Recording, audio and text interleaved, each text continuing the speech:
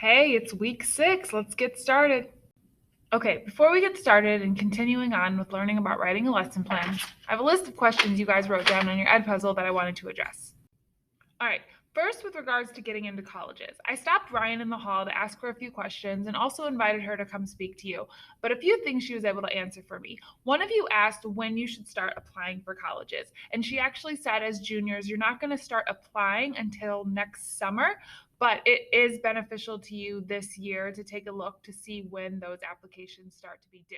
So that with that question, one of you asked, do you have to go to a school just because you're accepted? And the answer to that is no. You can be accepted to 15 schools, and obviously you're not going to go to all 15. You're going to choose what the best fit is for you.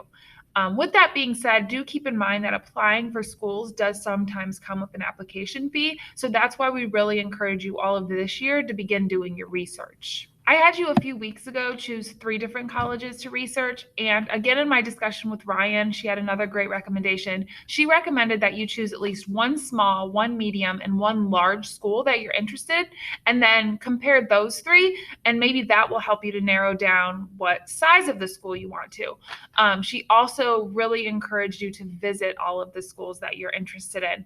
Sometimes you'll step on campus and you'll just get a feeling. When I was in high school, I took advantage of the opportunities to go visit some colleges. I visited Ohio State's campus and I realized it was just a little bit too large for me. I visited the University of Toledo's campus and I just liked the way it felt. And that's actually where I ended up going. Not to say that those are the only 2 schools I went to. I also visited Bowling Green's campus, and I visited Capital University actually here in Columbus as well. Another thing I had you guys do in that assignment was look at how many credit hours and how many years it would take for you to graduate from that college. And that's absolutely something you're going to want to do. I noticed some of you struggled with that, so I'm more than happy to sit down with you. Unfortunately, there's not universal directions on doing so because each college website is a little bit different. But if you schedule a campus tour, you can meet with admissions to ask those questions, or myself or Ryan is more than happy to help you do that. But you're also going to want to compare what that's going to look like. So not just colleges in terms of, transportation, or if you're living on campus, or cost, which you're going to want to look at, but what is your program going to look like if you know what you for sure want to do when you get to college? I'm working on getting you a step for your junior year list in terms of entering college so that you'll have kind of dates in which you should start to look at scholarships, applications, and kind of narrow down what you need to be doing, almost like a scheduled to-do list for you this year. Now, if you're not sure if you want to go to college or you don't know if it's necessary, I'm also working on looking into what some requirements might be at daycares. Generally, you can get a job at a daycare without a degree, but if you want to look into becoming a lead teacher, or going into administration at a daycare, then that might require some college courses or some alternate programs that you can go through. I think that about covers it for what your questions were about college from the Ed Puzzle. Please keep the questions coming. If I don't answer them in this format, feel free to email me or speak to me when you see me in academic support. Reach out to Miss D, reach out to Ryan. We are all here to help. And if you don't know, ask. And if you think it's a silly question, ask anyway. So I do apologize if you're watching this Monday, then you may notice I don't have the rest of the week's assignments or lessons posted. So I am running a little bit behind on that. So I do apologize, but I will have that off for tomorrow or Tuesday morning for you. Let's, though, talk about what we're going to do this week. And so we are going to kind of continue our trek through the lesson plan. And we're still with learning standards and learning objectives. So last week you all took a peek at Ohio's learning standards, and it really was just a way for me to give you kind of some experience with looking at it and some exposure to it, so it doesn't look like this brand new website that you've never seen. And so you looked through learning standards for different grade levels and different subjects, and you let me know what grade level you intend on teaching. And I'm really excited. You guys are kind of all over the board. So we have some of you that want to teach high school. We have some, I think, a first grade language arts. We have a third and fourth grade. One of you want to teach pre-K, and we even have one of you are looking at potentially teaching a college course. And so that's going to be a lot of fun. But before we get that far, we need to be able to choose what standard we're teaching and then also write our learning objectives.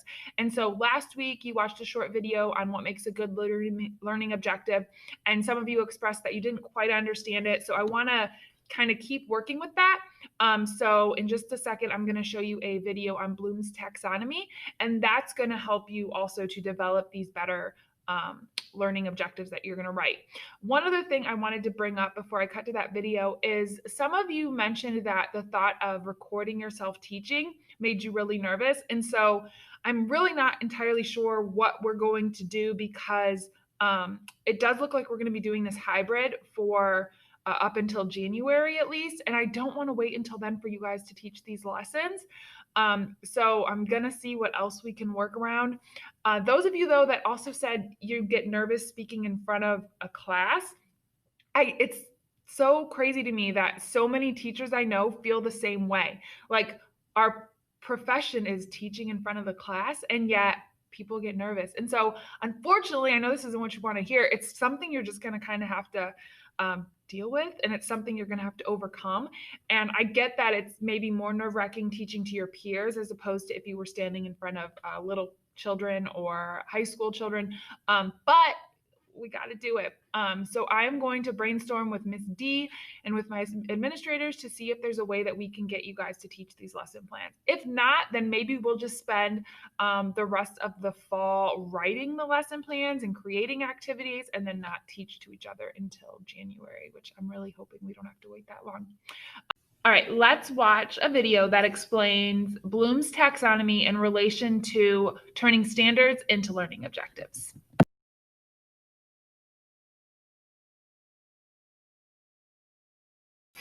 Bloom's taxonomy is a framework that helps teachers categorize educational objectives and increase the rigor of their questioning. It's also sometimes used as an evaluative tool for course objectives and assessments to make sure that teachers are challenging their students above the level of mere factual recall. This is actually the first image I ever saw of Bloom's when I was first learning it. It's in a pyramid shape. It has knowledge at the bottom, comprehension, application, analysis, synthesis, all the way to evaluation at the top. Or if you're using my pyramid, eval, U8, eon. The categories or levels operate in increasing degrees of difficulties. That is, the first must be mastered before the next one can occur. This is a picture of the revised version of Bloom's taxonomy. Or maybe I should say that this is a picture of my version of the revised version of Bloom's taxonomy. I've seen a few 3D examples that push teachers to develop objectives that incorporate even higher, more complex levels of thinking. But I personally like to think of Bloom's as more of a staircase. Students are climbing the staircase to the top, which is representative of either standard mastery or course completion or whatever else you want it to be. And when students have reached complete mastery, they should be able to utilize all 6 levels of thinking about your standard. Each stair could be another objective that altogether helps satisfy your overall standard. Seeing the steps actually gives my students a more tangible picture of how we're growing every day. Bloom's taxonomy is split into 6 different domains. As you go up the pyramid, or my staircase, the processes of thinking can get more specific and more challenging for students. Bloom's can be used as a spectrum of sorts that varies between lower order thinking and higher order thinking, with remembering being on the lower order and creating on the higher. So why, you ask, do we need Bloom's? Well, pretend for a moment that you're an English teacher. One of your unit standards is the following. Determine the meaning of words and phrases as they are used in a text, including figurative and connotative meanings. Analyze the cumulative impact of specific word choices on meaning and tone. This is actually a 9th grade standard, but let's see how my 8th graders do. Determine the meaning of words and phrases as they are used in the text, including figurative and connotative meanings. Analyze the cumulative impact on specific word choices on meaning and tone. Do you understand what any of that means? Determine the meaning of words and phrases. I wanted my 8th graders to read this standard so you can see how complicated the language is for a student to understand. It's up to us, the teachers, to break down these wordy and complicated standards into small, daily or weekly objectives for our students to master. What Bloom's does is enables teachers to organize their essential questions or learning targets into scaffolded categories with the goal of increasing rigor in small, manageable steps. Objectives aligned with the remembering domain are written to determine if a student can simply recall the information that they learned. At the lowest level, knowledge is the learning and recitation of facts. Aligning your objectives within the remembering domain utilizes the most basic form of questioning to test your students' knowledge. On the remember level, students are asked questions that begin with words like list, recognize, describe, match, label, or define. In this domain, you're testing a child's ability to recall learned factual information on command. Actually, many of my physical science standards fall into this domain. Describe the states of matter, identify Newton's laws, and label the parts of an atom. Rigor on these objectives can be increased by requiring students to do more with this information than simply reproduce it on an assessment, which conveniently leads us to our next cognitive domain.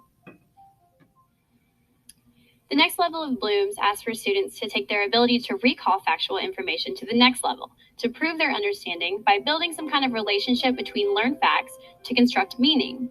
What you, the teacher, should be looking for is a child's ability to explain or demonstrate their understanding of the concepts using their own words or actions. In this level of Bloom's, students are asked questions that ask them to do things like interpret, summarize, infer, compare, explain, or classify. In the application stage, students are asked to actually use their acquired knowledge to solve problems in a different way, relying on their own instincts to make decisions. When students are tested on their ability to apply knowledge, they will be asked questions that begin with words like use, execute, implement, show, or exhibit. In this stage, teachers are trying to determine if their students can carry out a procedure by using their previously acquired knowledge about a subject. The analysis level asks students to deconstruct information into smaller pieces, allowing them to make inferences about the information that they are learning. As a teacher, you are testing a student's ability to determine how parts come together to form a whole. Analytical questions begin with words like analyze, dissect, infer, diagram, or examine. This is my favorite domain to use in my science class because my students are able to really showcase their knowledge and begin to demonstrate higher order thinking. Evaluation tests the student's ability to justify a stand or decision. Can your student appraise or critique something on the basis of specific standards or criteria? To test this, questions can begin with words like test, judge, reflect, predict, or justify.